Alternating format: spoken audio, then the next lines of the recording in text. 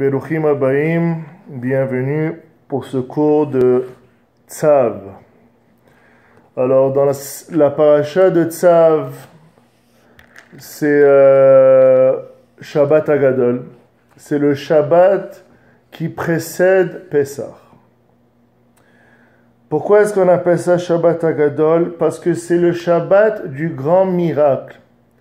C'est un Shabbat qu'Hachem a ordonné aux Hébreux de prendre un mouton, de le garder avec eux pour le sacrifier 3-4 jours après, avant la plaie de Makat Bechorot. Et ce qui est intéressant, c'est si ça serait n'importe quelle autre journée, durant la semaine, les Égyptiens n'auraient jamais vraiment fait attention à ce que les Hébreux faisaient.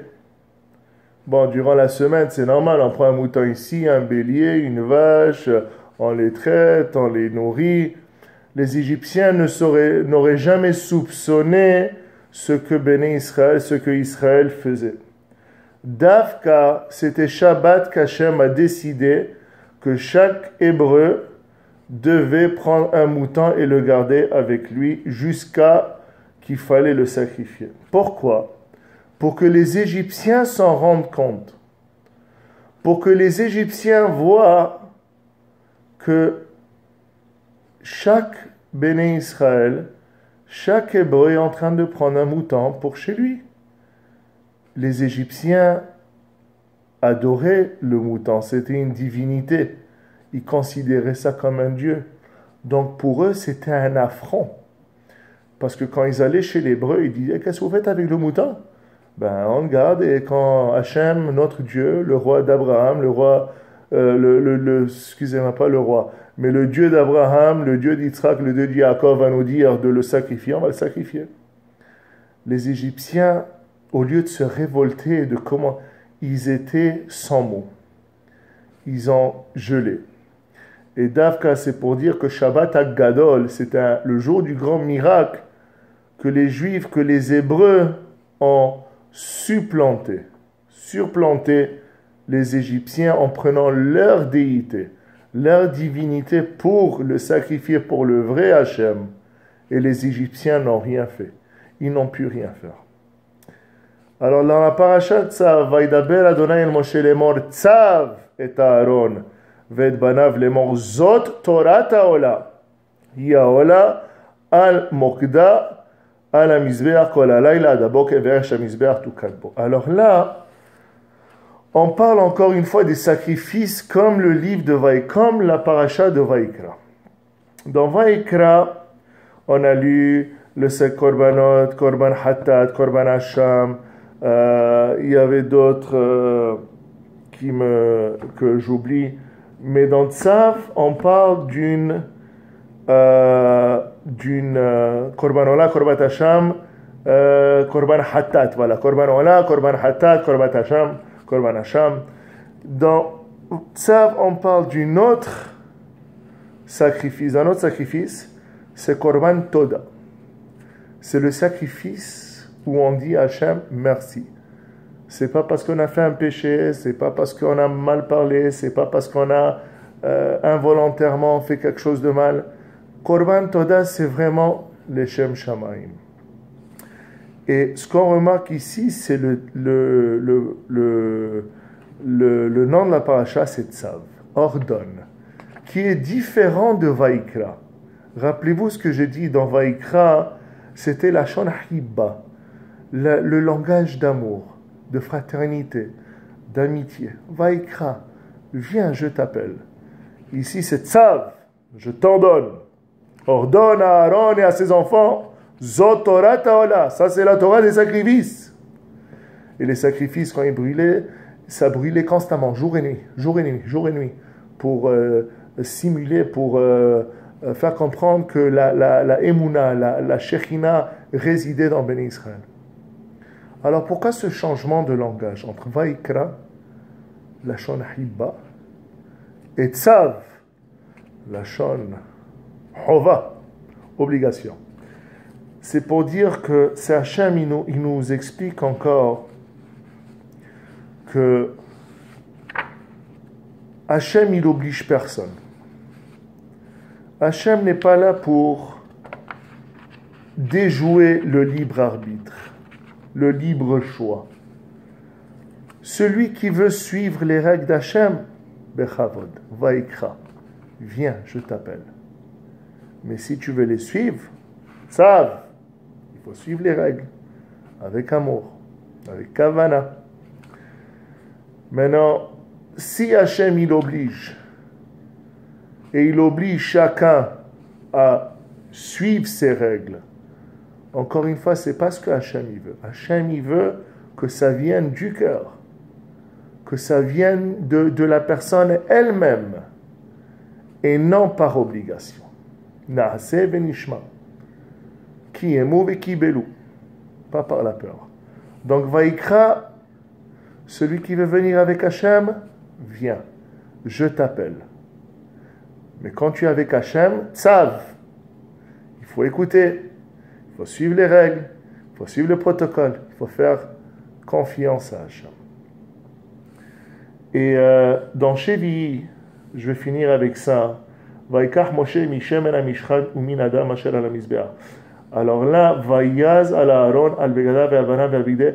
Alors là, on voit que Moshe oint Aaron avec de l'huile. Anointing, on dit en anglais. Et là, on se demande, pourquoi de l'huile? Pourquoi ne pas envoyer un sacrifice? Pourquoi ne pas faire un jeûne? Pourquoi ne pas donner une terouma? Ok, j'ai été nommé Kohen Gadol, je jeûne. J'ai été nommé roi, je donne une grande donation au peuple. Pourquoi l'huile? Et là, c'est pour comprendre quand quelqu'un a une position de force. Et c'est bien parce que ça relie la paracha de Vaikra. Rappelez-vous la dernière partie de Vaikra où je vous ai dit quand ça vient au péché de la bouche, à de faux jugements, à des remarques qui peuvent blesser, qui peuvent causer du mal, le sacrifice différencie par rapport au statut financier de la personne. On se rappelle? Alors ici, avec l'huile, pourquoi l'huile? Quand on veut mélanger deux produits ensemble, chimiquement on peut les mélanger. L'eau et le sel, l'eau et le sucre, de la peinture et un silicone, des pierres et je ne sais pas, des pierres et de la poussière, ça fait un mélange. Le ciment et le métal, c'est du béton armé, on peut les coller ensemble et créer un ciment à l'intérieur avec une barre métallique, donc ça peut tout s'amalgamer ensemble, sauf l'huile. L'huile, on le met dans un verre et on remplit de l'eau.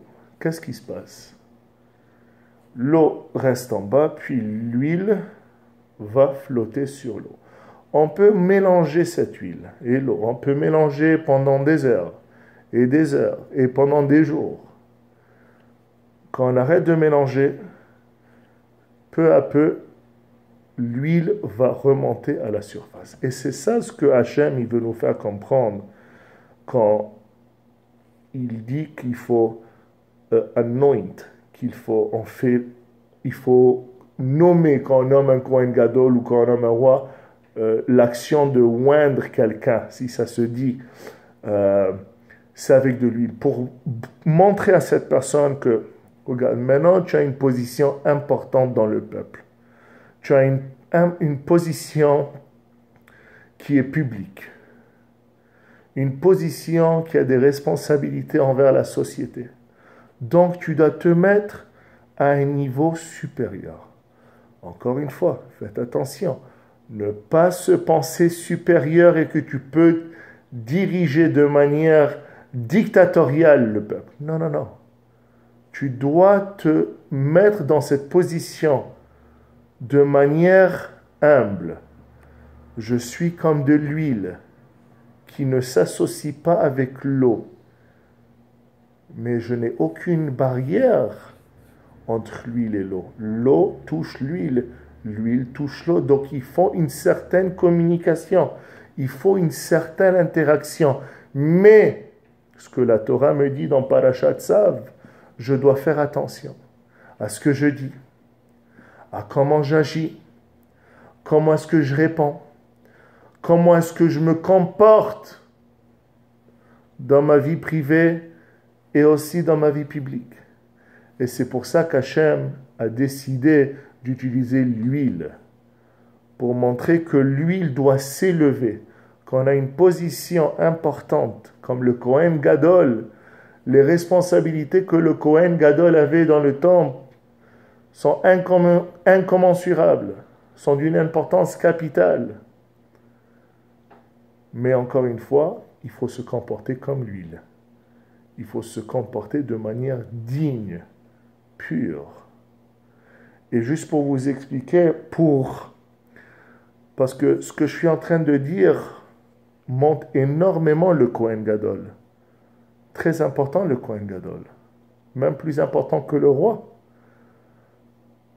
Alors, qu'est-ce que Hachem il a fait pour redescendre le Kohen Gadol dans le monde, pour qu'il ne s'envole pas dans ses qualités et dans son importance dans la société. Quand la première chose qu'il faisait chaque matin, c'était quoi? C'était ramasser les cendres qu'il y avait sur le misbéach, de nettoyer les cendres. C'est pas un autre qui le faisait, c'est pas un janiteur, c'était le Kohen Gadol. Chaque matin, avant de commencer les korbanot, avant de commencer la avoda, c'était lui qui nettoyait les cendres du misbéach. Et quand les cendres arrivaient à un certain montant,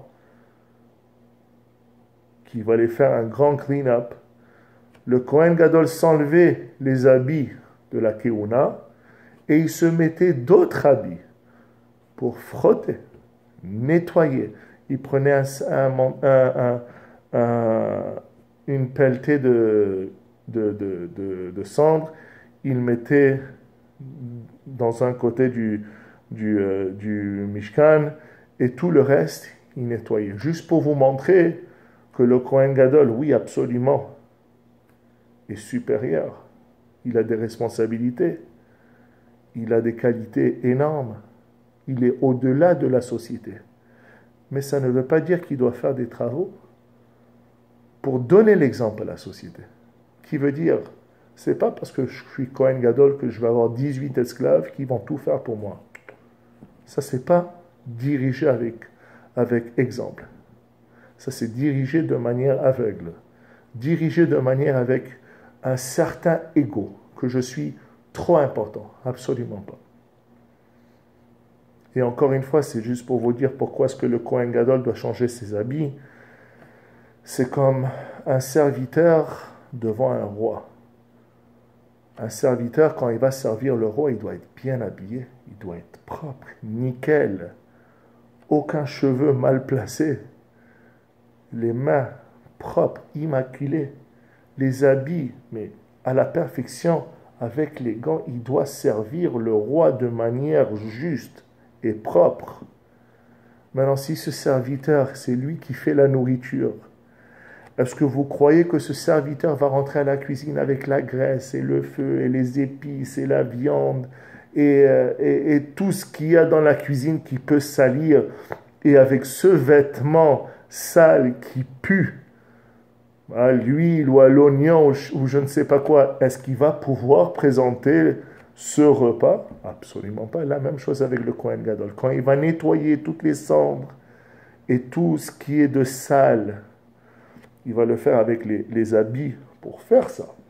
Mais quand il va venir pour sacrifier, pour faire la avoda, pour les korbanot, là il va avoir son rosh be'ephod, ses habits de Kohen Gadol. Alors pour Pessah, que vous passez tous un Pessah kasher vesameach, que la Géoula soit très très proche. Et c'est tout. Alors, Shabbat Hagadol cette semaine, Pesach la semaine prochaine. On se revoit après Pesach. Shabbat Shalom et Chag Sameach. Parashat Tzav.